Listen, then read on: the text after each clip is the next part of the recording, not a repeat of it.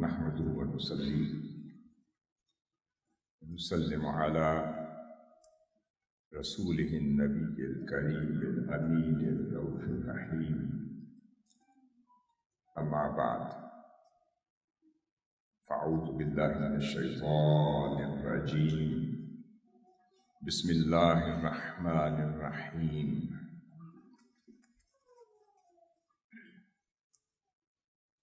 هو الذي أنزل السكينة في قلوب المؤمنين ليزدادوا إيمانا مع إيمانهم ولله جنود السماوات والأرض وكان الله عليما حكيما. صدق الله مولانا العظيم.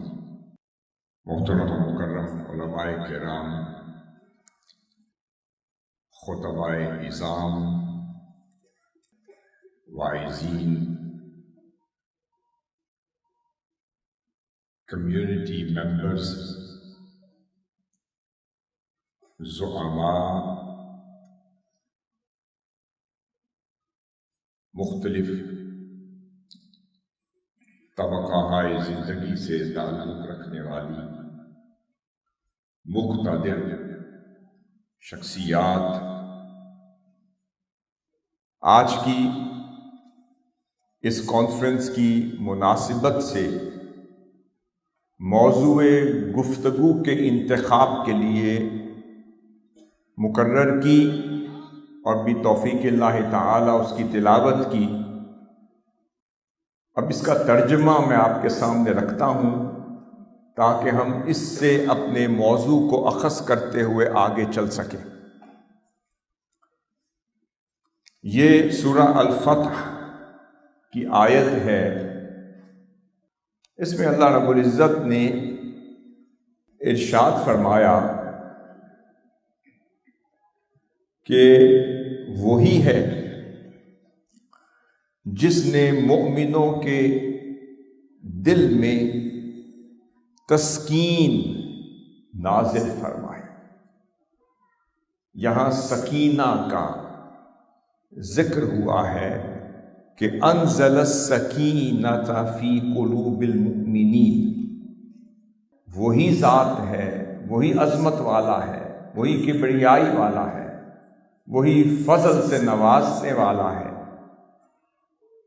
کہ جس نے مؤمنین کے دلوں میں سکینہ اتارا، یعنی تسکین نازل فرمائی. کس لیے؟ اس کا جواب اللہ رب العزت نے متصلاً اگلے حصے میں فرما دیا، لِيَزْدَادُوا إِيمَانًا مَعَ إِيمَانِهِمْ، تاکہ ان کے ایمان پر مزید ایمان کا اضافہ ہو سکے. اب اس سکینہ یا سکون کے اتارنے کا سبب کیا ہے؟ کہ مؤمنین کا ایمان جو اللہ رب العزت نے جو پہلے سے انہیں عطا کر رکھا ہے، اس سکون قلب کے ذریعے سے اس عطا کردہ ایمان میں اضافہ کیا جائے. اب یہ ہے مقصود. اب اگلے حصہ ہمارا موضوع گفتگو نہیں ہے، چونکہ آیت تلاوت کی ہے، اس کا ترجمہ میں مکمل کر دیتا ہوں. پھر فرمایا، اور آسمانوں اور زمین کے سارے لشکر اللہ کے لیے، اور اللہ خوب جاننے والا اور حکمت والا ہے. حاضرین محترم،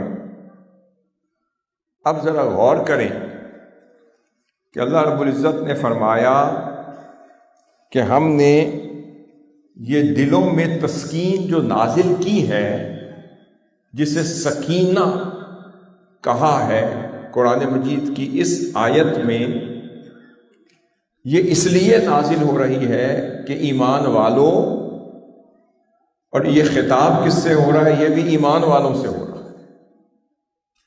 اور خطاب آج کے ایمان والوں سے نہیں ہو رہا، یہ خطاب ان سے ہو رہا ہے جو فدا کا ابی و امی یا رسول اللہ کہہ رہے تھے۔ یہ خطاب ان سے ہو رہا ہے جو دن رات حضور کی جھوک کے ارد گرد چکر لگاتے تھے۔ یہ خطاب ان سے کیا جا رہا ہے جن کا جینا مرنا حضور کے چہرہ اقدس کی مسکراہٹ رہتی تھی۔ یہ خطاب ان سے ہو رہا ہے جو حضور کے اشاروں پر اپنی جان فدا کرنے کے لیے منتظر رہتے تھے۔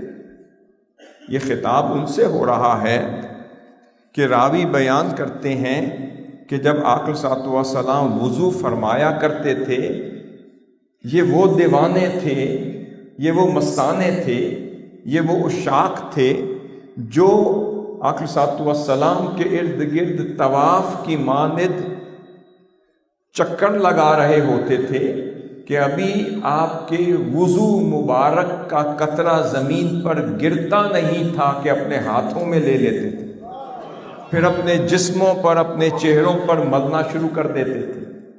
خطاب ان سے ہو رہا ہے کہ روایت میں آتا ہے کہ جب حلاق آپ کے بال کاٹ رہا ہوتا تھا تو یہ دیوانے طواف کی مانند آپ کے ارد گرد چکر لگا رہے ہوتے تھے کہ ابھی آپ کے بال مبارک کا کوئی ایک حصہ بھی زمین پر نہیں گرتا تھا کہ وہ اپنے ہاتھوں میں لے لیتے تھے۔ خطاب ان سے ہو رہا ہے کہ جو حدیبیہ کے مقام پر موجود ہیں اور ذہن نشین رہے کہ یہ سورہ الفتح جو ہے یہ حدیبیہ کے مقام پر نازل ہو رہی ہے اور سبب نزول بھی وہی ہے، اور یہ اس وقت نازل ہو رہی ہے کہ جب آقا صلی اللہ علیہ وسلم صحابہ کرام کو بیت اللہ کی زیارت کے لیے لے کر پہنچتے ہیں، مگر کفار اور مشرکین آپ کو داخل نہیں ہونے دیتے، اور جس پر ایک معاہدہ طے ہوتا ہے اور بڑی کمزور شرائط پر آقا صلی اللہ علیہ وسلم دستخط فرما کر صحابہ کرام کو فرماتے ہیں صحابیوں آؤ واپس چلتے ہیں۔ وہ آقا صلی اللہ علیہ وسلم کا چہرہ اقدس تکتے رہ گئے۔ حضور نے فرمایا کہ اب میں نے ایک معاہدہ کر لیا ہے، اب واپس جانا پڑے گا، احرام کھول لو اور اپنے جانور جو ساتھ لے کر آئے تھے وہ بھی ذبح کر لو۔ تعداد بھی 1400 سے 1500 کی ہے، نہ تعداد میں کمی ہے، نہ عزم میں کمی ہے، نہ ارادے میں کمی ہے، نہ جرت میں کمی ہے، نہ قوت میں کمی ہے، نہ ایمان میں کمی ہے۔ اب صحابہ کرام تھوڑی دیر کے لیے متعجب ہوئے تو سیدہ ام سلمہ علیہ السلام کہنے لگی یا رسول اللہ آپ کیوں سوچتے ہیں، یہ آپ کے وہ غلام ہیں، جب آپ جو فرمائیں گے آپ کی تعمیل میں لگ جائیں گے۔ آپ سب سے پہلے خود احرام کھول دیں، اپنا جانور ذبح کر لیں، جیسے جیسے آپ کو کرتے ہوئے دیکھیں گے یہ ویسے ہی تعمیل میں لگ جائیں گے۔ اب یہ خطاب ان سے ہو رہا ہے۔ آقا صلی اللہ علیہ وسلم نے احرام اتارا، کپڑے بدلے، انہوں نے بھی حضور کو دیکھتے دیکھتے اپنا احرام اتار لیا، کپڑے بدل لیے۔ آقا صلی اللہ علیہ وسلم نے اپنا جانور ذبح فرمایا، انہوں نے بھی سنت مصطفیٰ میں، تعمیل امر مصطفیٰ میں، منشاء مصطفیٰ صلی اللہ علیہ وسلم میں اپنا جانور ذبح کر لیا، حلق کروا لیا اور روانگی کے لیے حضور کے ساتھ تیار ہو گئے۔ اب اس موقع پر یہ آیت نازل ہو رہی ہے اور فرمایا کیا؟ لِيَزْدَادُوا إِيمَانًا مَعَ إِيمَانِهِمْ، تاکہ وہ جو ایمان انہیں پہلے سے دے رکھا ہے، یہ جو سکون قلب میں نازل کر رہا ہوں، یہ پچھلے ایمان کو ملٹی پلائی کر کے اتنا مضبوط کر دے کہ دنیا ادھر سے ادھر ہو جائے، ان غلاموں کا ایمان کوئی چھین نہ سکے۔ اب ایمان کی ڈیفینیشن کی طرف میں آپ کو لے جانا چاہتا ہوں۔ پہلے سمجھیں کہ ایمان کیا ہے۔ پھر آپ کو اس مفہوم کی طرف واپس لاؤں گا، پھر اس کی ایک کمپیریٹیو سٹڈی میں ایک اور آیت کے ساتھ کر کے پھر آگے چلنا چاہوں گا انشاءاللہ۔ اب ذرا سمجھیں کہ ایمان کیا ہے۔ فرمایا تاکہ ان کے ایمان میں ایک اور ایمان کا اضافہ ہو جائے۔ اب ایمان کیا ہے؟ اب اس کو سمجھنے کی ضرورت ہے۔ حضرت انس رضی اللہ تعالیٰ عنہ راوی ہیں، بخاری شریف کی، مسلم شریف کی متفق علیہ حدیث ہے۔ آقا صلی اللہ علیہ وسلم نے فرمایا لا یؤمن احدکم حتی اکون احب الیہ من ولدہ ووالدہ والناس اجمعین۔ اب فرمایا علیہ الصلوۃ والسلام کہ تم میں سے اس وقت تک کوئی شخص مومن ہو ہی نہیں سکتا، ایمان کی شرط بیان ہو رہی ہے، اس وقت تک کوئی مومن ہو ہی نہیں سکتا جب تک میں اس کے والدین سے زیادہ، اس کی اولاد سے زیادہ، اس کے گھر والوں سے زیادہ، اور پھر اس کی جان سے زیادہ، پوری انسانیت سے زیادہ، ہر شے سے بڑھ کر اسے محبوب نہ ہو جاؤں۔ اب یہ ایمان کی ڈیفینیشن عطا کر دی کہ جب تک ہر شے سے ٹوٹ ٹوٹ کر بڑھ بڑھ کر مجھ سے محبت نہیں کرتا تو اس کا ایمان مکمل ہو ہی نہیں سکتا، وہ مومن ہو ہی نہیں سکتا۔ اب پھر آگے چلیں، یہ بھی صحیح بخاری کی حدیث ہے۔ عمر فاروق، سیدنا فاروق اعظم رضی اللہ تعالی عنہ نے آقا صلی اللہ علیہ وسلم کے دست اقدس میں اپنا ہاتھ دیا ہوا ہے اور آقا صلی اللہ علیہ وسلم کے ساتھ چل رہے ہیں اور عرض کرتے ہیں یا رسول اللہ اگر اجازت ہو تو میں کچھ عرض کرنا چاہتا ہوں۔ آپ نے فرمایا عمر بولو، کیا بولتے ہو؟ آپ نے فرمایا یا رسول اللہ میں ہر شے سے بڑھ کر آپ سے محبت کرتا ہوں۔ اور یہ کون کہہ رہے ہیں؟ سیدنا فاروق اعظم رضی اللہ تعالیٰ عنہ۔ محبوب میں ہر شے سے بڑھ کر آپ سے محبت کرتا ہوں، مگر سچ تو یہ ہے کہ ابھی تک اپنی جان سے زیادہ بڑھ کر محبت ابھی نہیں کرتا۔ آقا صلی اللہ علیہ وسلم نے فرمایا عمر لا، ابھی تیرا ایمان مکمل نہیں ہو سکتا۔ والذی نفسی بیدی، جس کے قبضہ قدرت میں میری جان ہے، حتی اکون احب الیک من نفسک، جب تک میں تیری جان سے بھی بڑھ کر تجھے محبوب نہ ہو جاؤں، اے عمر اس وقت تیرا ایمان مکمل نہیں ہو سکتا۔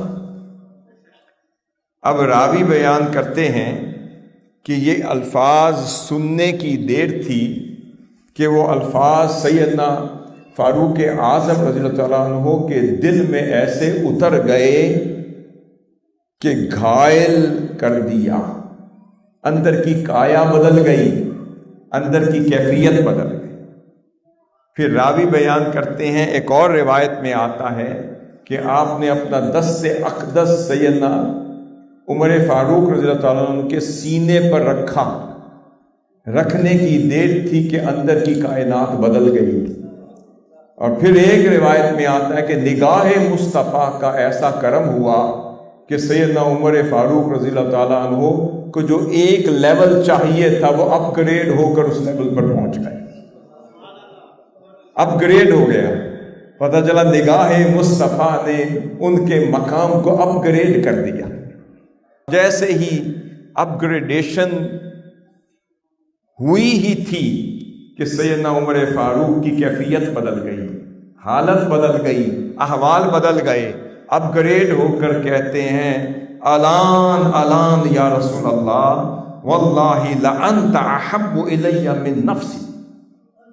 اسی وقت کیفیت طاری ہو گئی اور جو کمی بیشی رہتی تھی وہ پوری ہو گئی۔ اسی وقت آپریشن ہو گیا، جو ان کے دل کا آپریشن تھا جو ابھی ہونا باقی تھا، نگاہ مصطفیٰ نے ایسا آپریشن کیا کہ پھر ہر شے سے بڑھ کر حضور محبوب ہو گئے۔ پھر سیدنا عمر فاروق رضی اللہ تعالیٰ فرماتے ہیں یا رسول اللہ لأنت احب الی من نفسی، اب آپ مجھے ہر شے سے بڑھ کر پیارے ہو گئے۔ یہ کہنے کی دیر تھی، حضور فرماتے ہیں الان یا عمر، اے عمر اب تیرا ایمان مکمل ہو گیا۔ اب غور کیجئے، یہ تو بات ہے اس ایمان کی کہ اس کے بغیر مکمل ہی نہیں ہو سکتا کہ جب تک ہر شے سے بڑھ کر حضور سے محبت نہ کریں۔ اب جن سے یہ خطاب ہو رہا ہے ان سے اللہ رب العزت فرما رہا ہے وہی تو ہے جس نے مومنوں کے دل میں تسکین نازل فرمائی تاکہ وہ جو کیفیت محبت ان کے دلوں میں پہلے سے ہے، اس نزول سکینہ کے ذریعے اس کیفیت کو اور ملٹیپلائی کر کر ایک اور ایمان نصیب کر دیا۔ اس کو سمجھنے کے لیے میں ایک اور مثال دینا چاہتا ہوں۔ جب ہم مختلف ائمہ سے پوچھتے ہیں کہ السکینہ سے مراد کیا ہے، تو وہ فرماتے ہیں، علامہ ابن کثیر تفسیر ابن کثیر میں فرماتے ہیں السکینہ سے مراد ہوا الطمانینہ، اس سے مراد اطمینان قلب ہے۔ پھر حضرت عبداللہ ابن عباس سے پوچھا کہ سکینہ سے مراد کیا ہے، السکینہ، فرماتے ہیں اس سے مراد الرحمہ ہے، رحمت ہے۔ پھر حضرت قتادہ سے پوچھا کہ اس سے کیا مراد ہے، آپ نے فرمایا اس سے مراد وقار ہے، اس سے مراد سکون قلب ہے، اس سے مراد چین ہے، اس سے مراد اطمینان ہے، اس سے مراد راحت ہے، اس سے مراد یقین ہے، اس سے مراد کمال درجے کا یقین اور اطمینان ہے۔ جب ہم نے کہا یہاں پر تو سکینہ سے مراد یہ لیا گیا ہے، تو اب ذرا تھوڑا سا سورۃ بقرہ کی ایک آیت کی طرف رجوع کرتے ہیں اور وہاں تابوت سکینہ کا ذکر کر کے پوچھتے ہیں کہ اس سے کیا مراد ہے۔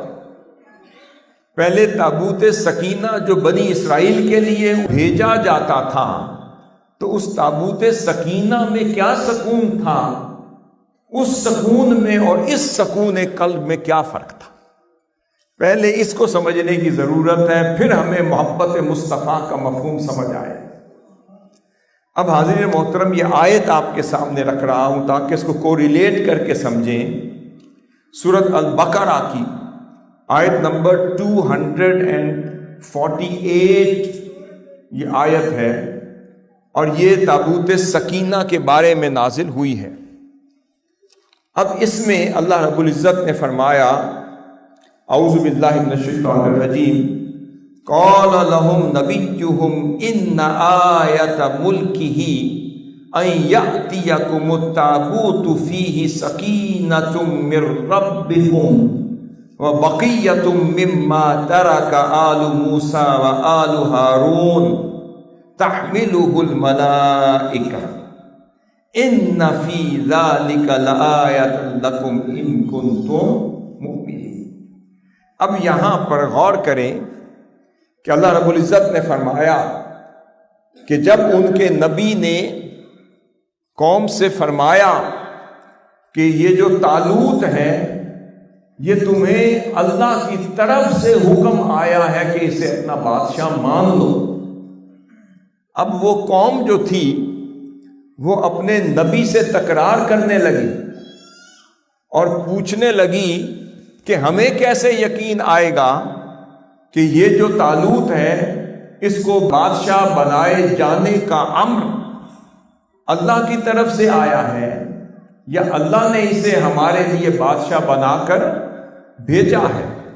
اب اللہ کے نبی نے فرمایا اس کی علامت یہ ہوگی کہ ہاں من جانب اللہ کے، اس کی نشانی یہ ہوگی، علامت یہ ہوگی کہ تمہارے پاس ایک تابوت سکینہ آئے گا، تمہارے پاس ایک تابوت سکینہ آئے گا، من ربکم، جو اللہ کی طرف سے تمہارے پاس بھیجا جائے گا، اور اس میں تمہارے لیے اللہ کی طرف سے سکون قلب کا سامان ہوگا۔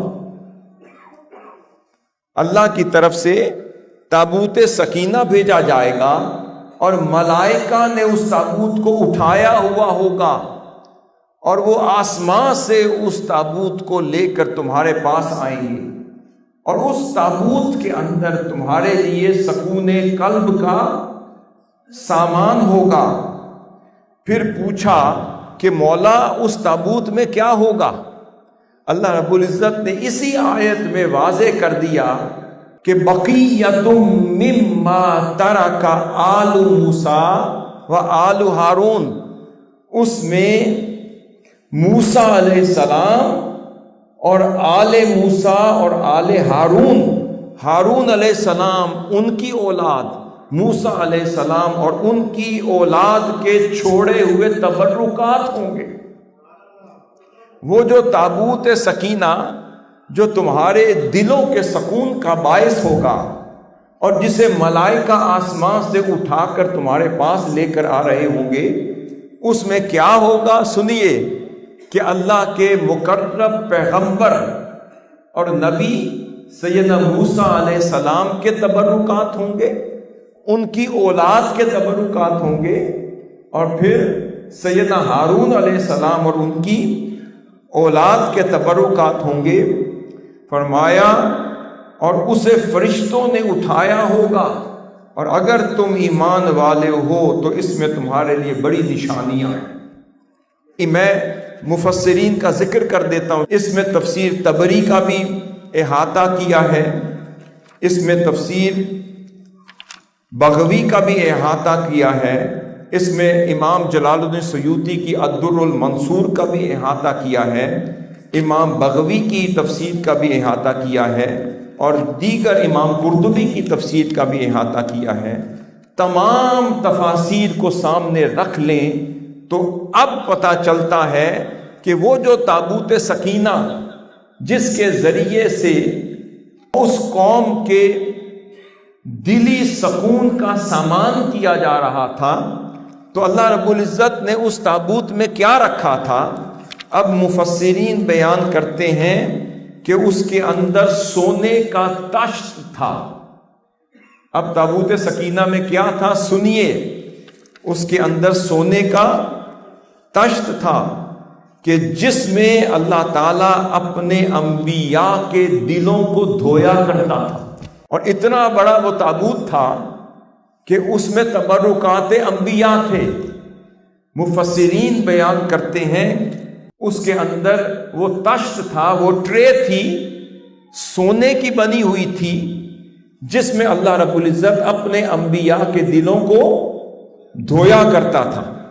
پھر اس میں موسیٰ علیہ السلام کا عصا تھا، پھر اس میں ہارون علیہ السلام کا عصا تھا، پھر اس میں موسیٰ علیہ السلام کا جبہ تھا، موسیٰ علیہ السلام کے کپڑے تھے، ہارون علیہ السلام کا امامہ تھا، پھر ہارون علیہ السلام کے نالین تھے، موسیٰ علیہ السلام کے نالین تھے، اور پھر من و سلوہ سے بچے ہوئے کچھ آثار اور تبرکات تھے، اور پھر موسیٰ علیہ السلام کی وہ الواح تھی جس پر تورات لکھی ہوئی تھی، اور پھر کچھ روایات میں آتا ہے کہ جب آپ نے اپنی قوم کو اس بچڑے کی پوجا کرتے ہوئے دیکھا تو وہ الواح زمین پر دے ماری، تو وہ ٹوٹی ہوئی الواح بھی تبرک کے طور پر اللہ تعالیٰ نے اس تابوت سکینہ میں رکھی ہوئی تھی۔ پھر مفسرین بیان کرتے ہیں کہ اس صندوق کو اللہ رب العزت نے سب سے پہلے آدم علیہ السلام کے لیے اتارا تھا۔ غور کیجئے، سب سے پہلے آدم علیہ السلام کے لیے اتارا تھا، اور اس تابوت میں جمیع انبیاء کی تصویروں کو رکھا ہوا تھا۔ امام بغوی لکھتے ہیں پھر آدم علیہ السلام نے آگے وراثت کے طور پر وہ صندوق شیس علیہ السلام کو منتقل کیا، پھر انہوں نے وراثت کے طور پر آگے دیگر انبیاء کو منتقل کرتے چلے گئے، یہاں تک کہ وہ تابوت سیدنا ابراہیم علیہ السلام تک پہنچ گیا، اور پھر ابراہیم علیہ السلام نے اسماعیل علیہ السلام کو وراثت کے طور پر دے دیا، پھر وہاں سے یعقوب علیہ السلام کے پاس پہنچا، اور پھر موسیٰ علیہ السلام کے پاس پہنچا، پھر ہارون علیہ السلام کے پاس پہنچا، اور پھر اس میں موسیٰ علیہ السلام کے تبرکات محفوظ ہو گئے، اور پھر ہارون علیہ السلام کے تبرکات محفوظ ہو گئے، اور پھر موسیٰ علیہ السلام اس میں تورات کی کتاب رکھا کرتے تھے۔ مفسرین بیان کرتے ہیں کہ وہ تابوت سکینہ کس لیے استعمال ہوتا تھا کہ جب بنی اسرائیل دشمنوں سے لڑنے کے لیے میدان جنگ میں جایا کرتی تھی تو وہ اتنا بڑا بھاری بھرکم تابوت جس میں جمیع انبیاء کے تبرکات محفوظ کیے ہوئے تھے وہ اٹھا کر میدان جنگ میں جایا کرتی تھی، اور ان کا واسطہ دے کر اللہ رب العزت سے فتح و نصرت مانگا کرتی تھی۔ پھر جب وہ گھبراتے تھے تو تابوت لے آتے تھے، اور اس تابوت کے سبب سے اللہ تعالیٰ انہیں سکون قلب بھی دیتا تھا، اطمینان بھی دیتا تھا، راحت بھی دیتا تھا، وقار بھی دیتا تھا، چین بھی دیتا تھا، دشمنوں پہ فتح و نصرت اور کامیابی بھی دیتا تھا۔ جب بھی وہ گھبراتے تھے تو اتنا بڑا تابوت اٹھا کر لاتے تھے، اور کسی بھی دشمن سے لڑنے جاتے تھے اس کا وسیلہ پیش کر کے دعا کرتے تھے تو اللہ رب العزت انہیں فتح و نصرت عطا کرتا تھا۔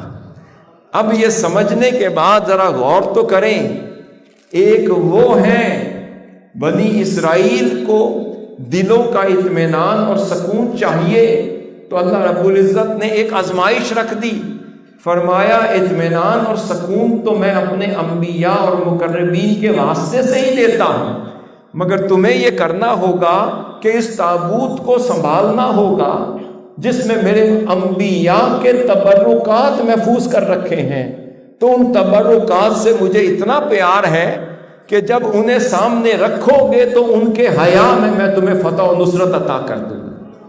اب بنی اسرائیل تابوت سکینہ سامنے رکھے تو فتح ملتی ہے، تابوت سکینہ کا واسطہ دے تو نصرت ملتی ہے، تابوت سکینہ کا واسطہ دے تو دلوں کو سکون ملتا ہے، اطمینان ملتی ہے، رحمت اترتی ہے، نزول ہوتا ہے، کرم ہوتا ہے، اللہ رب العزت انہیں فتح و نصرت اور کامیابی سے ہمکنار کرتا ہے۔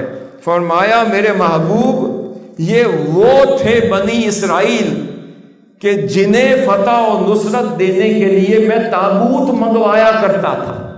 اب محبوب یہ آپ کے غلام ہیں، وہ بنی اسرائیل دیگر انبیاء کے غلام تھے۔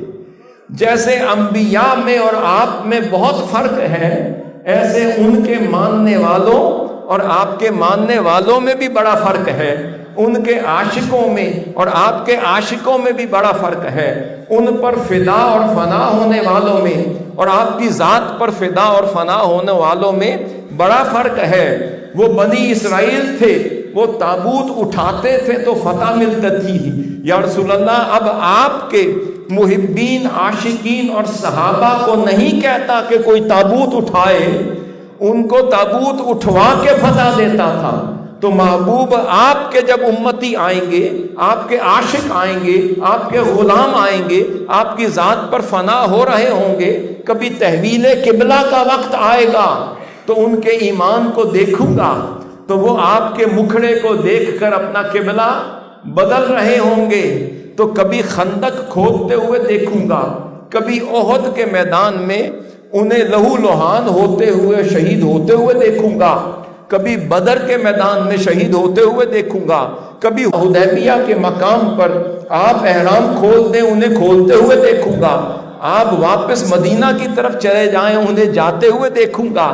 آپ وضو فرمائیں تو آپ کے پانی کو اپنے ہاتھوں میں لے لے کر جسموں پر ملتے ہوئے دیکھوں گا۔ آپ کی ذات پر انہیں فدا اور فنا ہوتے ہوئے دیکھوں گا۔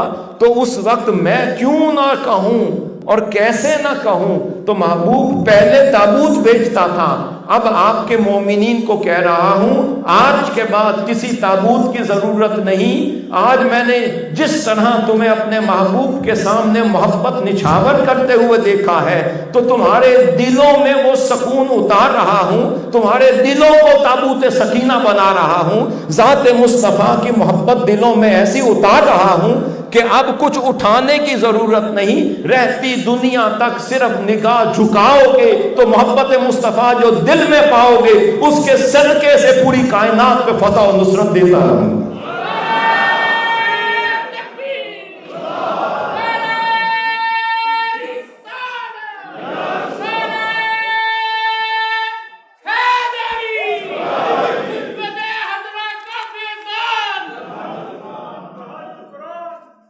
محبوب بات اتنی سی ہے، ان کو عطا کرنے کے لیے تابوت کو واسطہ بناتا ہوں اور آپ کے غلاموں کو عطا کرنے کے لیے چہرہ والضحیٰ کو واسطہ بناتا ہوں۔ وہ تابوت رکھیں تو راحت ملتی ہے، یہ چہرہ والضحیٰ کو تکتے چلے جائیں تو سکون قلب ملتا ہے، وہ تابوت سامنے رکھیں تو دشمنوں پر فتح ملتی ہے، یہ صرف غلام مصطفیٰ بن جائیں، حضور کی یاد میں گم ہو جائیں، فدا کا ابی و امی کہتے چلے جائیں، آپ کی خاطر جیتے رہیں، آپ کی خاطر مرتے رہیں، آپ کی اداؤں کو دیکھ کر اپنی اداء درست کرتے چلے جائیں، جیسے جیسے آپ عمل کریں آپ کی تعمیل میں زندگیاں درست کرتے چلے جائیں، تو محبوب آج میں نے وہ مقام آپ کی خاطر آپ کی امت کو تا قیامت دے دیا کہ دل کے آئینے میں ہے تصویر یار، جب ذرا گردن جھکائی دیکھ لی۔ حاضر محترم، پھر فرمایا اب محبوب آج کے بعد آپ کے غلاموں کو یقین محکم دے دیا، میں نے یقین محکم دے دیا، ایک ایسا سکون قلب دے دیا، اور انہیں پھر آیت قرآنی کے ذریعے سے بتا دیا کہ ما کان اللہ لیعذبہم وانت فیہم، کہ محبوب جب تک آپ ان کے دلوں میں رہیں گے ہم عذاب دے ہی نہیں سکتے۔ محبوب ان کو کہتا تھا تابوت لاؤ، واسطہ دو تو پھر ملے گی، فرمایا اب آپ کے غلاموں کو کہتا ہوں اب تابوت کی ضرورت نہیں، تمہارے دلوں کو ہی مسکن مصطفیٰ بنا دیا، تمہارے دلوں کو ہی آئینہ محبت مصطفیٰ بنا دیا، اب محبوب کو تمہارے دلوں میں اتار دیا، اب نگاہ مصطفیٰ بھی تمہارے دلوں میں ہے، صورت مصطفیٰ بھی دلوں میں ہے، عشق مصطفیٰ بھی دلوں میں ہے، محبت مصطفیٰ بھی دلوں میں ہے، تعلق مصطفیٰ بھی دلوں میں ہے، نسبت مصطفیٰ بھی دلوں میں ہے، اور تصور یار بھی دلوں میں ہے۔ اب تابوت اٹھانے کی ضرورت نہیں، جو سوئے گنبد خضرا ہو گیا اسی کا دل تابوت سکینہ ہو گیا۔ حاضرین، اس کے بعد اب آگے چلتے ہیں۔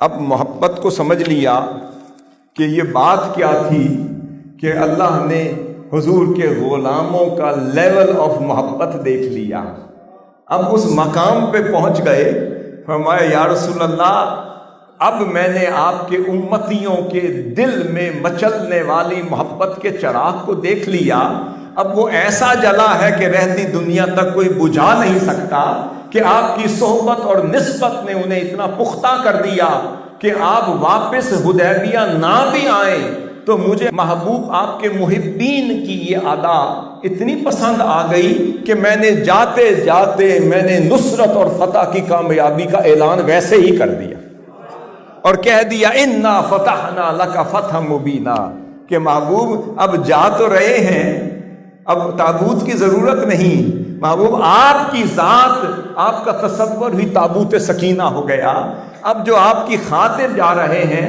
تو جاتے جاتے انہیں خوشخبری بھی دے رہا ہوں کہ ہم نے تمہارے لیے فتح و نصرت لکھ دی، اس سال نہیں مگر ایسی لکھی ہے جسے کوئی بدل نہ سکے گا۔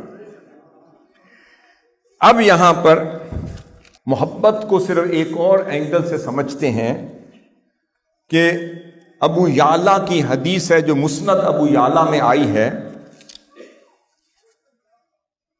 کہ اللہ رب العزت قیامت کا دن ہوگا اور اللہ تعالی مشرکین سے فرمائے گا کہ کدھر ہیں تمہارے بت، کدھر ہیں وہ تمہارے معبود جن کی تم دنیا میں پوجا کرتے تھے؟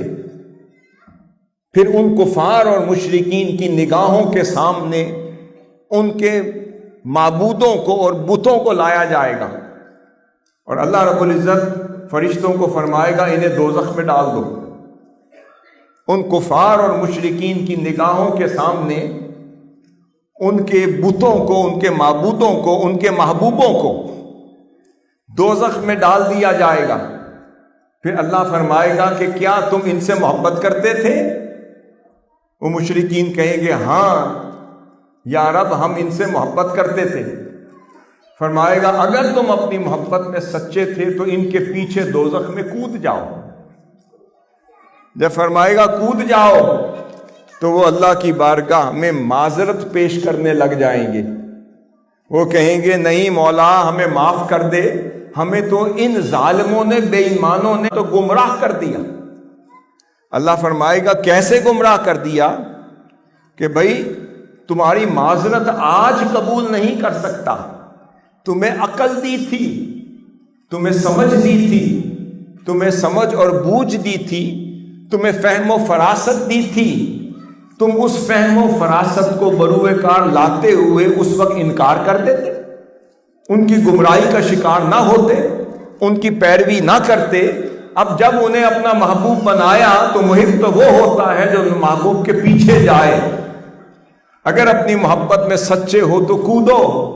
وہ کہیں گے مولا معاف کر دے، ہم ان کی محبت سے دستبردار ہوتے ہیں، انہیں چھوڑتے ہیں، یہ ہمارے معبود نہیں ہیں، نہ ہمارے محبوب ہیں نہ ہمارے معبود ہیں۔ اب مسند ابی یعلا کے اگلے حصے میں آتا ہے، اللہ رب العزت فرمائے گا رکو ذرا میں تمہیں بتاتا ہوں کہ پھر محب کون ہوتا ہے۔ رکو ذرا میں تمہیں بتاتا ہوں کہ محبت کرنے والے کون ہوتے ہیں۔ پھر اللہ رب العزت فرمائے گا کہ والذین آمنوا اشد حبا للہ، فرشتوں وہ جو مجھ سے ٹوٹ ٹوٹ کر محبت کیا کرتے تھے وہ کدھر ہیں؟ پھر اللہ کی محبت والوں کو، اللہ سے عشق کرنے والوں کو بلایا جائے گا۔ اللہ پوچھے گا فرشتوں یہ کون ہیں؟ وہ کہیں گے مولا یہ تیرے عاشق تھے، یہ تجھ سے عشق کرتے تھے۔ خدا فرمائے گا اچھا کیا تم لوگ مجھ سے محبت کرتے تھے؟ وہ کہیں گے ہاں مولا ٹوٹی پوٹی کوشش کرتے تھے، تیری محبت کا نام بھرتے تھے۔ اللہ فرمائے گا اچھا اگر تم اپنی محبت میں سچے ہو تو دوزخ میں چھلانگ لگاؤ۔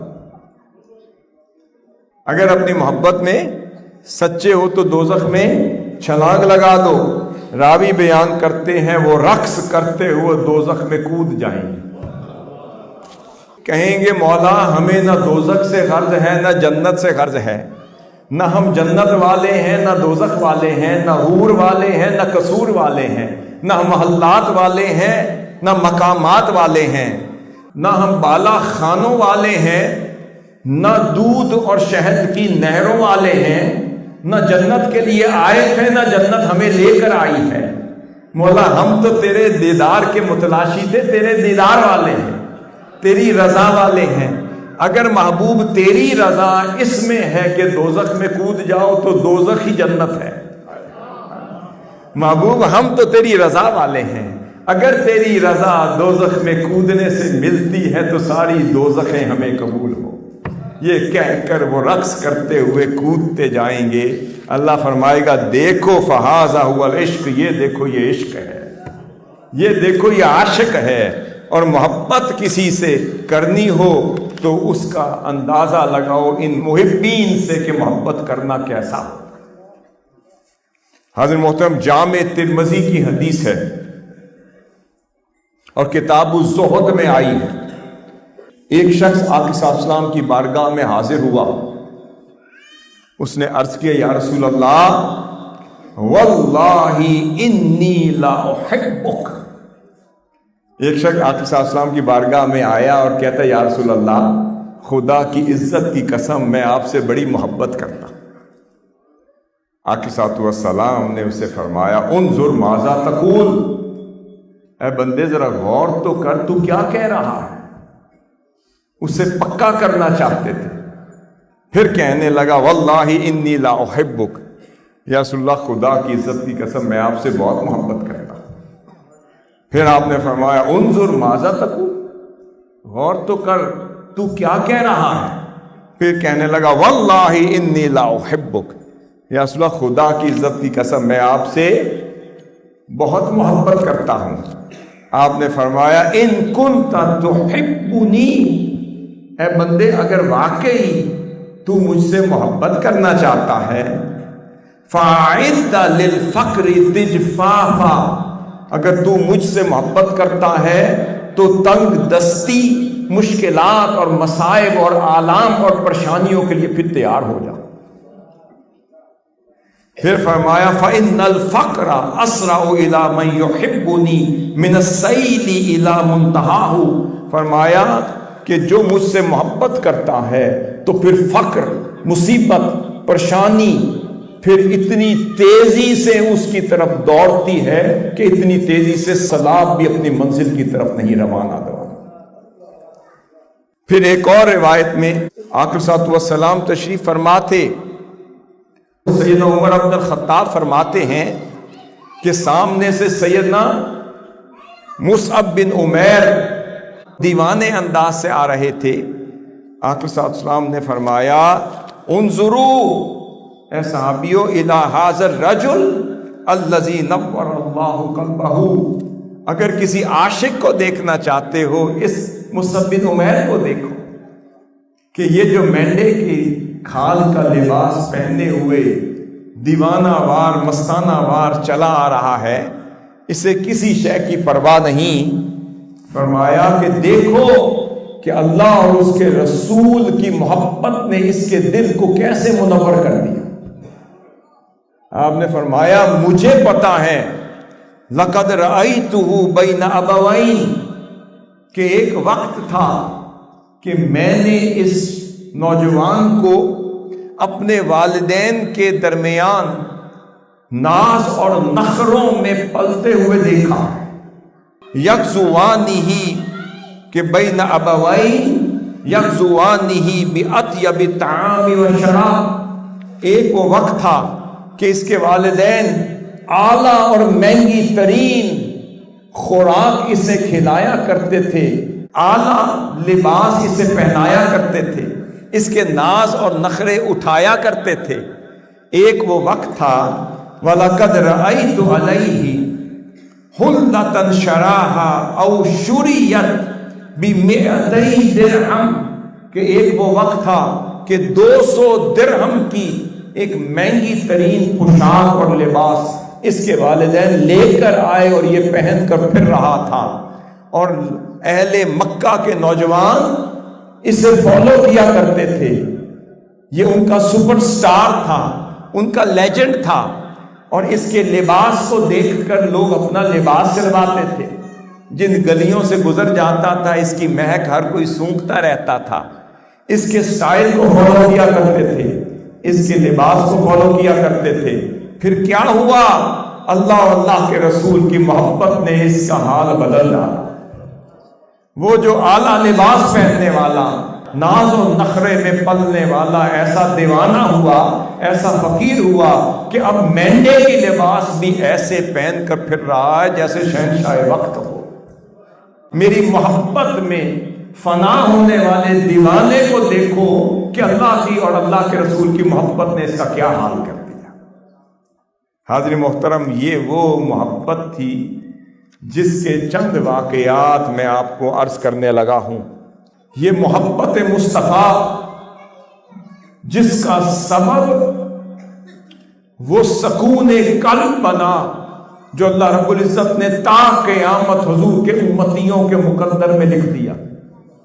اب یہ محبت صرف حضور کے صحابہ کو نہ تھی، بلکہ آپ صلی اللہ علیہ وسلم کے اہل بیت اطہار بھی حضور سے اتنی محبت کرتے تھے جتنے حضور کے صحابہ کرتے تھے۔ اب اس کے واقعات سنیے۔ سیدہ اسماء بنت ابی بکر کا واقعہ بتانے لگا ہوں۔ اسے امام مسلم اپنی صحیح میں لائے ہیں، اور امام احمد بن حنبل اپنی مسند میں لائے ہیں، اور امام ابو داؤد اپنی سنن میں نقل کرتے ہیں کہ حضرت اسماء بنت ابی بکر کے غلام حضرت عبداللہ ایک طویل روایت بیان کرتے ہیں، اور یہ واقعہ عرض کر رہے ہیں۔ وہ کہتے ہیں، اور سیدہ اسماء بنت ابی بکر نے مجھے خود فرمایا اور سنایا، فرماتی ہیں کہ سیدہ ام المؤمنین سیدہ عائشہ صدیقہ رضی اللہ تعالیٰ عنہ کا جب وقت وصال قریب آیا اور پردہ فرمانے لگی، تو انہوں نے مجھے اپنی بہن سمجھ کر یا آقا صلی اللہ علیہ وسلم کی دیوانی سمجھ کر بلایا اور کہا، اے اسماء، یہ آقا صلی اللہ علیہ وسلم کا ایک مبارک جبہ ہے، خوبصورت جبہ ہے، جو میں نے ساری زندگی بڑے ادب و احترام سے چھپا کے رکھا، میں جاتے جاتے یہ تحفتاً تمہیں دے کر جانا چاہتی۔ وہ کہتی ہیں کہ وہ جبہ انہوں نے مجھے عطا کر دیا، مجھے اپنی جان سے بھی زیادہ مبارک ہو گیا، مجھے پیارا ہو گیا۔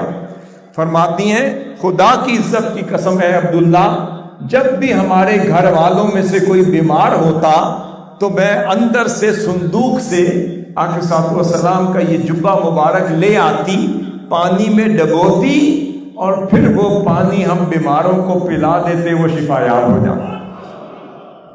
پانی میں ڈبوتی اور وہ پانی بیماروں کو پلا دیتے، وہ شفا یاب ہو جاتے۔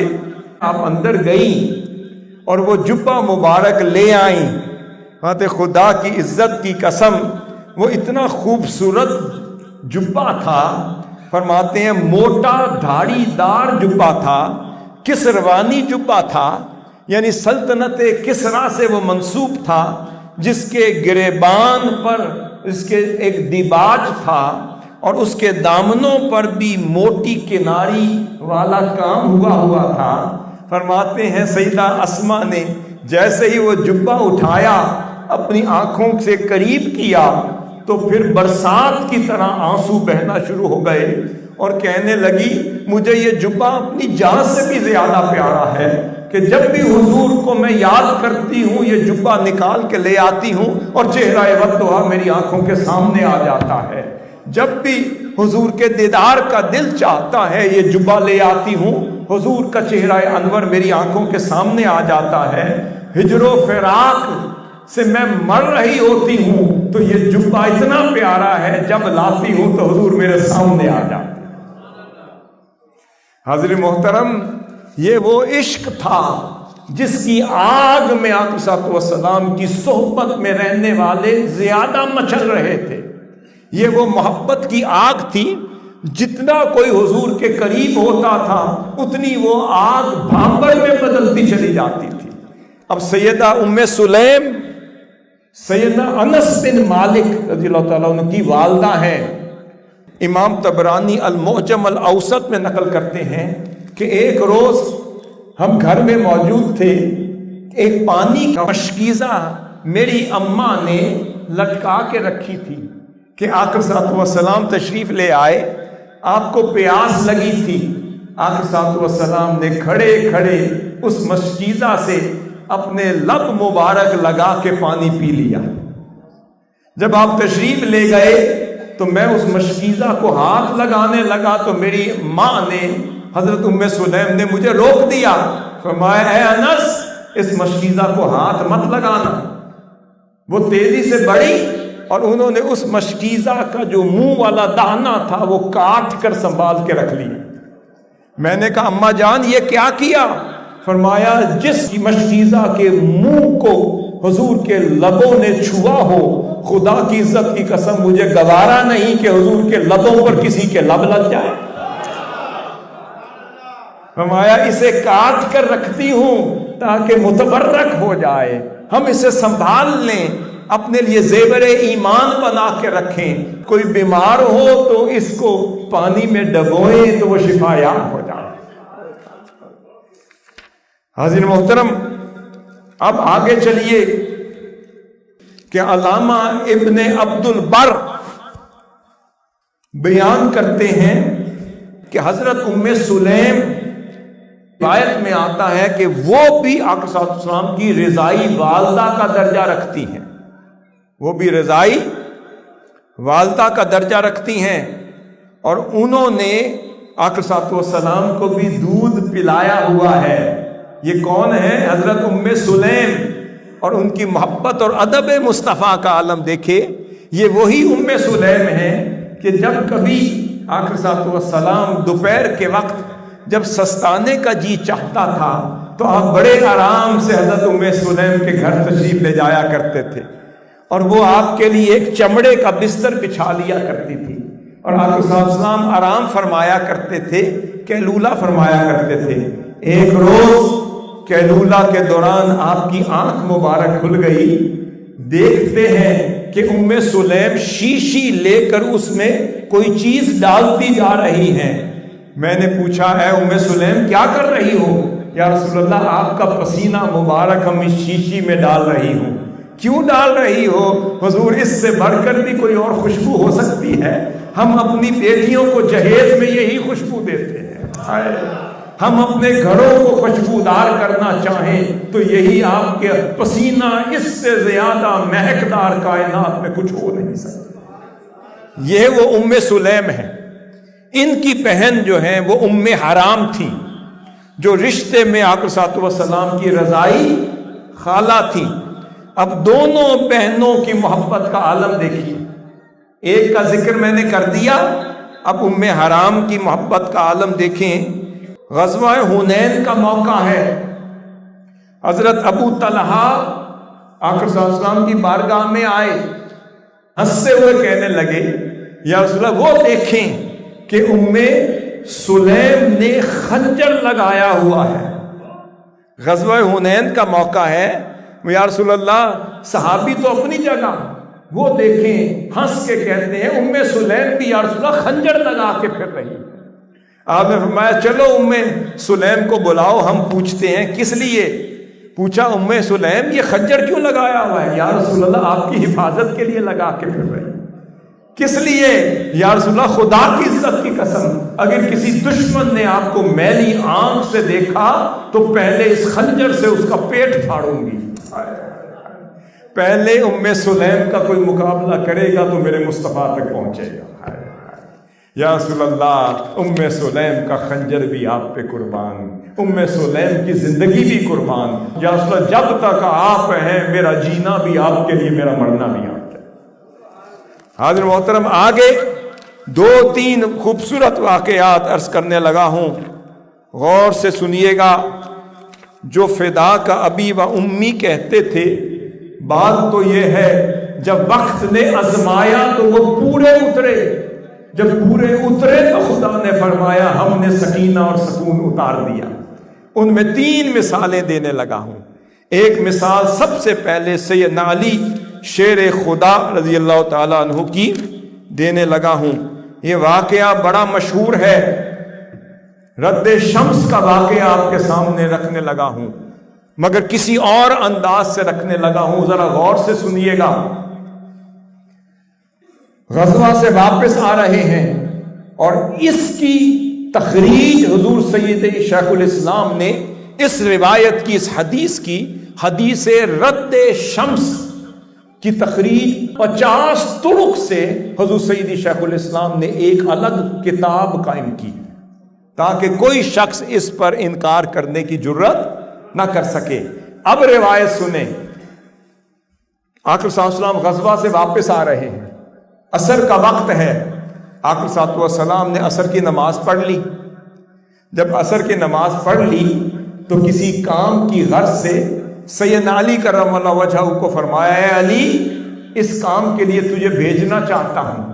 آپ نے عرض کیا فدا کا ابی و امی یا رسول اللہ، علی حاضر ہے.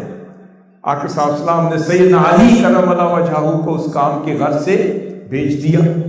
جب آپ واپس آئے، اس کا مطلب ہے آقا صلی اللہ علیہ وسلم نے تو نماز عصر پڑھ لی اور سیدنا علی کرم اللہ وجہہ نہ پڑھ سکے۔ جب واپس آئے تو سوچا ہوگا کہ چلو اب میں نماز پڑھ لوں۔ جب واپس آئے تو آقا صلی اللہ علیہ وسلم فرماتے ہیں، اے علی، آرام کرنے کو جی چاہ رہا ہے، اپنی گود تو لاؤ۔ سیدنا علی کرم اللہ وجہہ نے کہا ہوگا، یا رسول اللہ، اسی لیے تو علی کی گود بنی ہے کہ چہرہ آپ کا ہو اور گود علی کی۔ آپ نے گود مبارک پیش کر دی، آقا صلی اللہ علیہ وسلم آرام فرمانے لگے۔ حدیث شریف کے لفظ ہیں کہ الوحی ینزل ورأس رسول اللہ صلی اللہ علیہ وسلم فی حجر علی والقرآن ینزل ورأس رسول اللہ صلی اللہ علیہ وسلم فی حجر علی۔ پتہ چلا کہ حضور آرام تو فرما نہیں رہے تھے، فرمایا قرآن نازل ہو رہا تھا اور آقا صلی اللہ علیہ وسلم کا سر انور سیدنا علی کی گود میں تھا۔ ماجرا کچھ اور تھا۔ آقا صلی اللہ علیہ وسلم کی آنکھ مبارک بند ہے، آرام فرما رہے ہیں، قرآن نازل ہو رہا ہے، اتنے میں سورج غروب ہو رہا ہے۔ سیدنا علی کرم اللہ وجہہ ایک نگاہ سے ڈوبتے ہوئے سورج کو دیکھتے ہیں اور دوسری نگاہ سے چڑھتے ہوئے سورج کو چہرہ والضحیٰ کی شکل میں دیکھتے ہیں۔ ادھر سے سورج ڈوب رہا ہے، ادھر سے حضور کا آرام مکمل ہو رہا ہے۔ کبھی سورج کو ڈوبتے ہوئے دیکھتے ہیں، ادھر چہرہ والضحیٰ کو طلوع ہوتے ہوئے دیکھتے ہیں۔ جب سورج ڈوب گیا تو تب آقا صلی اللہ علیہ وسلم نے نگاہ مبارک کھولی اور پوچھا، اے علی، نماز پڑھ لی تھی؟ اللہ اکبر۔ اب آقا صلی اللہ علیہ وسلم کو نہیں پتا تو کس کو پتا ہے کہ علی نے نماز پڑھی یا نہیں پڑھی؟ میں، اے علی، نماز پڑھ لی تھی؟ سیدنا علی کرم اللہ خاموش، آنسو بہنے لگے، چہرہ مصطفیٰ کو تکنے لگے۔ حضور علی کی کہ ایک نماز کیا، ہزاروں نمازیں بھی ہوں تو آرام مصطفیٰ پہ قربان۔ علی کی ہزاروں نمازیں بھی آرام مصطفیٰ پر، راحت مصطفیٰ پر اور محبت مصطفیٰ کی خاطر قربان ہو۔ روایت میں آتا ہے کہ آقا صلی اللہ علیہ وسلم نے فرمایا کہ علی نماز پڑھ لے، پھر حضور کو تک رہے ہیں، حضور نماز آپ کے لیے قربان ہو جائے اور پھر علی قضا پڑھے۔ حضور سمجھ گئے منشاء علی علیہ السلام، اسی وقت دست اقدس اٹھا لیے۔ یہ الفاظ ہیں، فرمایا اللہم اعن علی فی طاعتک و طاعت رسولک فردد علیہ الشمس۔ فرمایا اے اللہ، تیرا علی تیری اور تیرے رسول کی اطاعت میں مشغول تھا، اس کے لیے سورج کو پلٹا دے۔ اب غور تو کیجئے، سیدنا علی کرم اللہ وجہہ کر کیا رہے تھے؟ وہ نماز پڑھ رہے تھے یا چہرہ مصطفیٰ کو تک رہے تھے؟ وہ آرام مصطفیٰ میں تھے یا نماز میں تھے؟ پتہ چلا حضور کا آرام کا کوئی خیال رکھے تو وہ بھی اطاعت الہی اور اطاعت مصطفیٰ، جو راحت مصطفیٰ کا خیال رکھے وہ بھی اطاعت الہی اور اطاعت مصطفیٰ ہے۔ تو پھر سیدہ اسماء بیان کرتی ہیں، جیسے ہی فرمایا تو ڈوبا ہوا سورج پلٹنے لگا، ڈوبا ہوا سورج پلٹنے لگا۔ آپ فرماتی ہیں فَرَأَيْتُهَا غَرَبَتْ وَرَأَيْتُهَا طَلَعَتْ بَعْدَمَا غَرَبَتْ۔ فرمایا میں نے پہلے سورج کو غروب ہوتے ہوئے دیکھا، پھر اس سورج کو طلوع ہوتے ہوئے دیکھا۔ میں پریشان تو ہوئی کہ آج ہو کیا رہا ہے، بعد میں سمجھ آیا کہ یہ تو آج حضور کے اشارے پر سورج سیدنا علی کی نماز کی خاطر پلٹ رہا ہے۔ اب یہاں میرے ذہن میں ایک سوال آتا ہے۔ آقا صلی اللہ علیہ وسلم کی دو روایات ہیں۔ آپ نے ایک موقع پر فرمایا النظر الی وجہ علی عبادت، اور پھر ایک اور موقع پر فرمایا النظر الی علی عبادت۔ اب فرمایا علی کو دیکھنا بھی عبادت ہے، پھر ایک اور موقع پر فرمایا علی کے چہرے کو دیکھنا عبادت ہے۔ اب میرے ذہن میں سوال آیا کہ کیا یہ فرمان مصطفیٰ رد شمس کے واقعے سے پہلے ہے یا بعد میں؟ پہلے ہے یا بعد میں ہے؟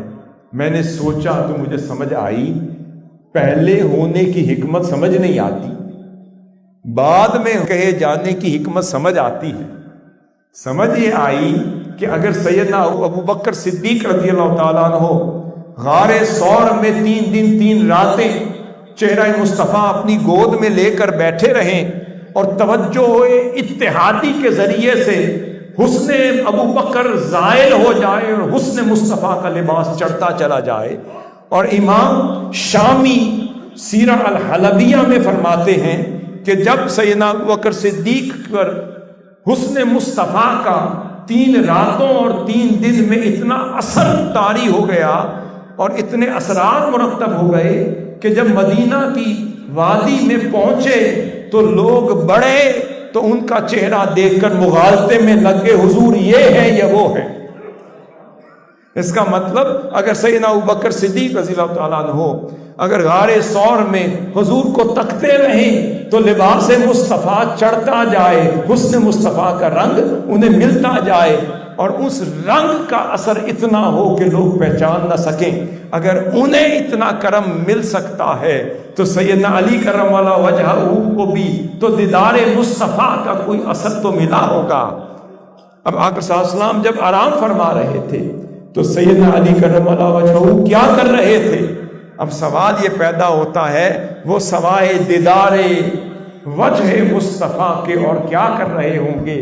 وہ جیسے جیسے حضور کو تکتے رہے حضور کے حسن کا ایک لباس علی پر چڑھتا رہا، اپنا اترتا رہا، حضور کا چڑھتا رہا، اپنے اخلاق اترتے رہے، حضور کے اخلاق کا رنگ چڑھتا رہا، اپنا حسن کا رنگ اترتا رہا، حسن مصطفیٰ کا رنگ چڑھتا رہا۔ میں یہ سمجھا کہ عصر کے وقت وہ ایک ایسی غار کی کیفیت تھی کہ اللہ رب العزت نے چاہا تھا کہ آج علی کا اپنا رنگ اتر جائے، رنگ مصطفیٰ چڑھ جائے۔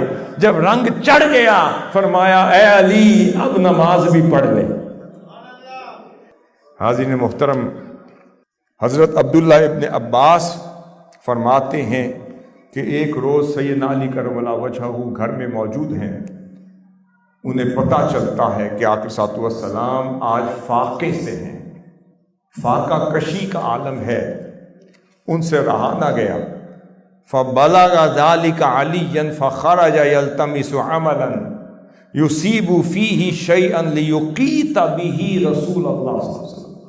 آپ فرماتے ہیں سیدنا علی کرم اللہ وجہہ تک خبر پہنچی کہ آج آقا علیہ الصلوۃ والسلام فاقے میں ہیں، ان سے رہا نہ گیا۔ وہ اسی وقت اپنے گھر سے نکل گئے تاکہ میں کہیں کسی کے پاس نوکری کر کے چند پیسے کما لوں اور اس سے کھانے کی کوئی چیز لا کر آقا صلی اللہ علیہ وسلم کی بارگاہ میں پیش کر دوں تاکہ حضور سیر ہو جائیں۔ اب سیدنا علی کرم اللہ وجہہ اسی وقت فرماتے فآتا بستانا لرجل من یہود، اسی وقت یہودی کے باغ میں تشریف لے آئے۔ فرمایا فاستسقى له 17 دلوا وكل دلو بتمرة۔ آپ اس یہودی کے باغ میں آ گئے، اسے کہا کہ علی آیا ہے، اس سے کوئی نوکری لے لو۔ وہ سیدنا علی کرم اللہ وجہہ سے اپنے کنویں سے ڈول نکلواتا چلا گیا اور ہر ڈول کے عوض ایک عجوہ کھجور دیتا چلا گیا۔ آپ نے اس یہودی کے لیے 17 ڈول پانی کے نکالے اور اس کے عوض آپ نے 17 عجوہ کھجور آپ کو عوض کے طور پر ملتی چلی گئیں۔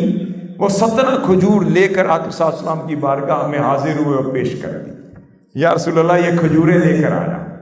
امام بیہقی فرماتے ہیں کہ آقا صلی اللہ علیہ وسلم نے فرمایا کہ من این ھذا یا ابا الحسن، کھجوریں دیکھ کر فرماتے ہیں اے ابو الحسن یہ کہاں سے لائے ہو؟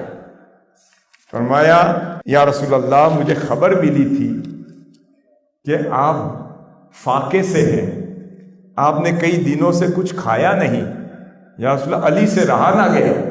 میں اسی وقت کسی یہودی کے باغ میں گیا، مزدوری کرتا رہا یہاں تک کہ جب 17 کھجوریں مل گئی تو لے کر آپ کے پاس آ گئے۔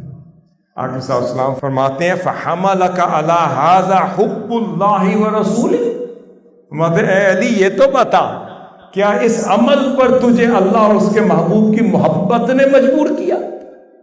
کیا یہ اللہ اور اس کے رسول کی محبت کی وجہ سے کر کے آئے ہو؟ عرض کیا نام یا نبی اللہ، آپ کی محبت کی وجہ سے گیا ہوں۔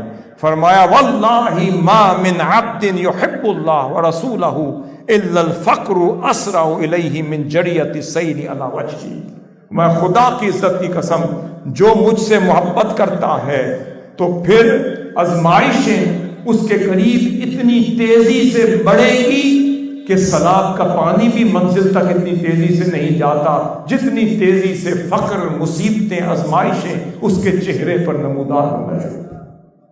حاضرین محترم، بات یہ ہے حضور کا عشق ہو یا دنیا ہو، ایک قالب میں ایک برتن میں رہ نہیں سکتے۔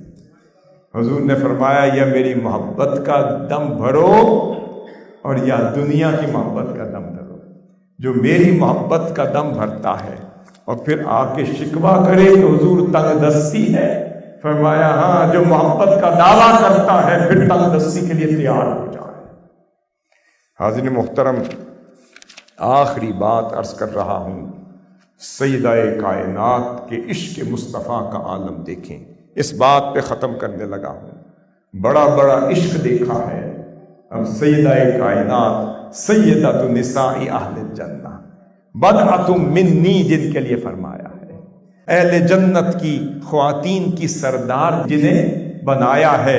جب حضور صلی اللہ علیہ وسلم کی بارگاہ میں آتی، آقا صلی اللہ علیہ وسلم کھڑے ہو جاتے، اپنی چادر ان کے لیے بچھا دیتے تھے، اور جب حضور صلی اللہ علیہ وسلم تشریف لاتے تھے تو آپ کھڑی ہو جایا کرتی تھی اور اپنی چادر حضور کے لیے بچھا دیتی۔ اب سیدہ کائنات کی محبت کا عالم دیکھیں، غزوہ احد کا ماجرا ہے، جب پتہ چلا کہ آقا صلی اللہ علیہ وسلم کے چہرہ اقدس سے خون بہنے لگا، آپ سے حضور علیہ الصلوۃ والسلام کا زخم نہ دیکھا گیا، بڑی کوشش کی کہ چہرہ اقدس سے بہتے ہوئے خون کو روک سکوں، نہ رکا تو کھجور کی چٹائی لے آئی، اس کا ٹکڑا کاٹا، اس کو جلایا اور اس کی راکھ آقا صلی اللہ علیہ وسلم کے زخم مبارک پر لگائی تو خون رک گیا۔ جن سے حضور علیہ الصلوۃ والسلام کا بہتا ہوا خون برداشت نہیں ہوتا تو آقا صلی اللہ علیہ وسلم کا دنیا سے پردہ فرمانا ظاہری طور پر ان سے کیسے برداشت ہوتا ہوگا۔ اب واقعہ سنیں، حضرت انس بن مالک فرماتے ہیں کہ آقا صلی اللہ علیہ وسلم کے وصال مبارک پر سیدہ کائنات کی محبت کا عالم یہ تھا کہ جب آپ کا وصال مبارک ہوا، آپ حضور کی محبت میں اشعار کہہ رہی تھی، آقا صلی اللہ علیہ وسلم کی محبت میں اشعار کہہ رہی تھی۔ آپ فرما رہی تھی یا ابتا اجاب ربا دعاہ، یا ابتا اجاب ربا دعاہ، یا ابتا من جنت الفردوس ماواہ۔ آپ فرما رہی تھی اے ابا جان، مجھے پتا ہے کہ آپ نے اپنے رب کے بلانے کو لبیک کہا اور اپنے رب کی طرف چلے گئے۔ یا رسول اللہ، فاطمہ جانتی ہے کہ جب رب نے آپ کو بلایا آپ نے نہ نہیں کی، آپ خدا کے بلانے پر چلے گئے۔ پھر فرمایا یا ابتا من جنت الفردوس ماواہ، اے ابا جان آپ کی جنت الفردوس میں اب آپ کے یہاں فرما رہے ہیں، یہ بھی فاطمہ جانتی ہے۔ پھر فرمایا یا ابتاہ الی جبریل ننعاہ، یا ابتاہ من ربہ ما ادناہ۔ پھر فرمانے لگی اے ابا جان، میں اب جبریل امین کو ہی اپنی غم بڑی داستان سناتی ہوں تاکہ جب وہ آپ سے جا کر ملے تو میرا غم بڑا پیغام آپ کو سنا دیں۔ پھر فرمایا یا ابتا من ربہ ما ادناہ، اے ابا جان آپ اپنے رب کی قربتوں میں بیٹھے ہیں، یہ بھی میں جانتی ہوں، مگر اب میں اپنا دکھ کسے سناؤں؟ چلے جبریل کو میں بلاتی ہوں، اے جبریل میرے محبوب کے لیے بھی تو آیا کرتے تھے، اب میرے پاس آ جایا کرو اور میرا پیغام میں محبت لے جا کر میرے محبوب کو سنایا کر۔ اس کے بعد سیدنا انس بن مالک فرماتے ہیں کہ جب ہم آقا صلی اللہ علیہ وسلم کی تدفین کے بعد واپس آ رہے تھے تو سیدہ کائنات کی کیفیت نہ دیکھی گئی۔ آپ نے فرمایا یا انس अताबत अनफुसुकुम अन तहसु अला रसूलिल्लाहि अत्तुराब व रजहतुम। ए अनस, तुम्हारे हाथों को ये कैसे गवारा हुआ कि अपने हाथों से महबूब खुदा को जमीन के नीचे दफना कर आ गए।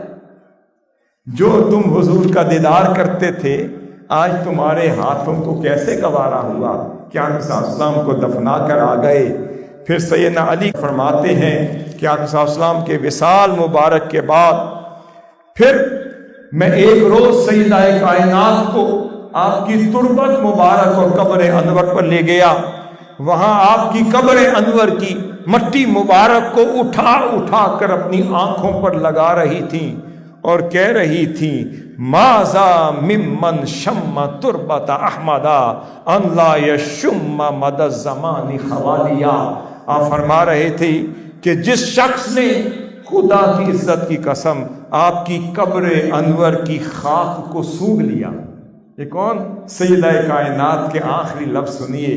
फरमा रही थी, जिसने आक़ा सल्लल्लाहु अलैहि वसल्लम की कब्र अनवर की खाक को सूंघ लिया, जिंदगी भर उसे किसी और खुशबू के सूंघने की जरूरत ही है।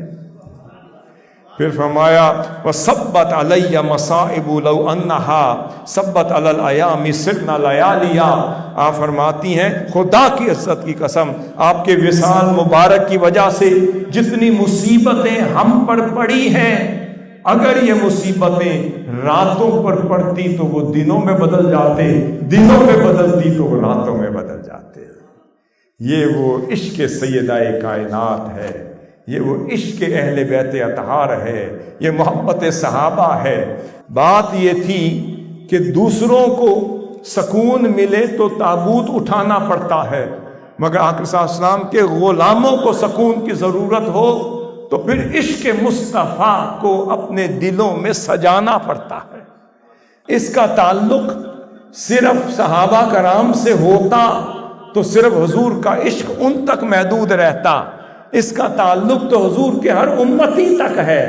अब सुनिए, अब हजरत अबू हुरैरा मुस्लिम शरीफ की हदीस है, फरमाते हैं आक़ा सल्लल्लाहु अलैहि वसल्लम ने पहले ही खुशखबरी दे दी। फरमाया, अगर 1400 साल बाद भी कोई आशिक उठा तो फरमाया, मिन अशद्दी उम्मती ली हुब्बन नासुन यकूनून बअदी यवद्दु अहदुहुम लौ रआनी बि अहलिही व मालिही।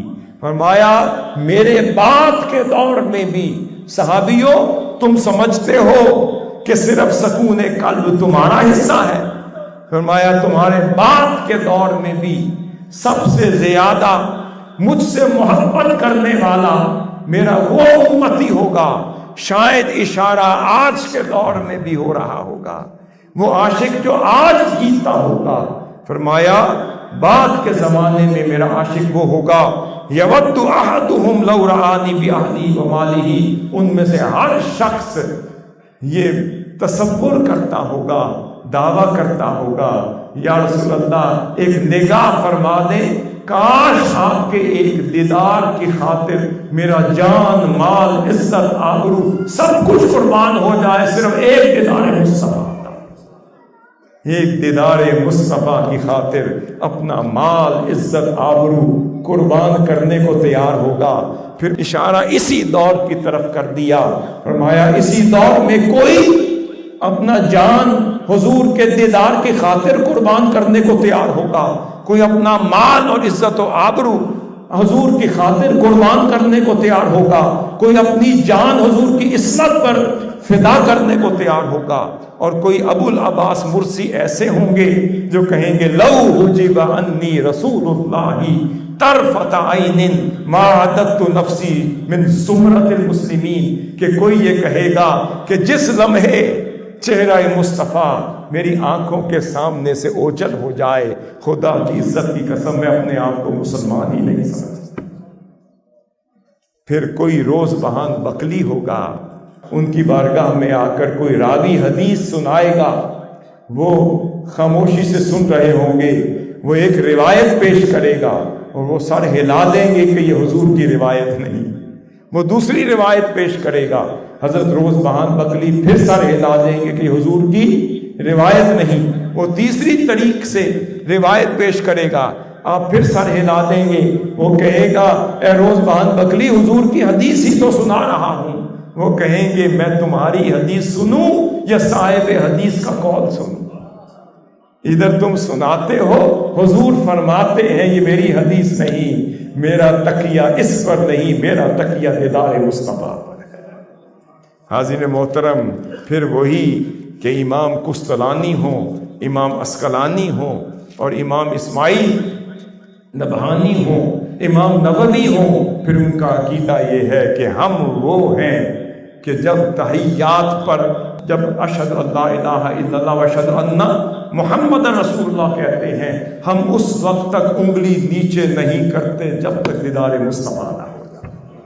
حاضر محترم، آج اسی محبت کو اس پختگی کے ساتھ اپنی نسلوں تک منتقل کرنے کی ضرورت ہے، اور اسی محبت مصطفیٰ میں سیرت مصطفیٰ کی خاطر، اطاعت مصطفیٰ کی خاطر، نسبت مصطفیٰ کی خاطر، اور محبت مصطفیٰ کی وارفتگی کی خاطر، اور اس جذبے کو آگے نسلوں تک منتقل کرنے کی ضرورت ہے۔ منہاج القرآن پختگی عقیدہ کی تحریک ہے، حضور کی محبت کو پختگی کے ساتھ، عقائد کی اصلاح کے ساتھ، پھر ہمت کے ساتھ، حوصلے کے ساتھ، واضحیت کے ساتھ، شفافیت کے ساتھ اس علم مصطفیٰ کو امت تک پہنچانے اور اس کا احیاء کرنے کی تحریک ہے۔